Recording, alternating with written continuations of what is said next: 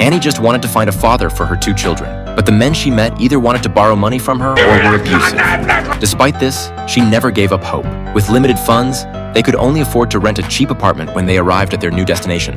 Annie quickly found new dating prospects thanks to her stunning looks. However, on their first date, the man tried to take advantage of her. I said stop! Just what the fuck do you think I asked you out for anyway?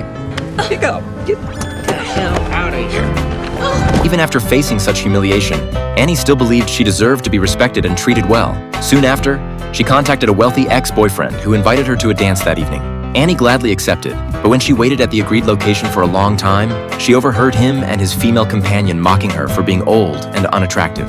Annie went to the bar alone to drown her sorrows and noticed a man glancing at her from time to time. Desperate to find a father for her children, she approached him for the first time, trying to make a good impression. But the man immediately flashed his badge. He was a cop, and Annie's behavior was mistaken for prostitution. She never expected such an outcome. Left with no choice, she called her husband, hoping he would bail her out. But when she heard the flirtatious voices on the other end, she hung up. In the end, it was her neighbor who bailed her out, the only decent man she had encountered on her journey. After facing repeated setbacks, Annie realized the absurdity of relying on others. She took her 2 sons and set out once again. Swallowing her pride, she went to her sister's house, a place she had sworn never to return to, enduring her sister's taunts and mockery. Annie even stepped out of her comfort zone and took a part-time job as a waitress at a restaurant, attempting to support herself for the first time. However, on her first day, she encountered a thug. Without hesitation, she fought back, pouring hot coffee down the man's pants. Of course, she was fired as a result.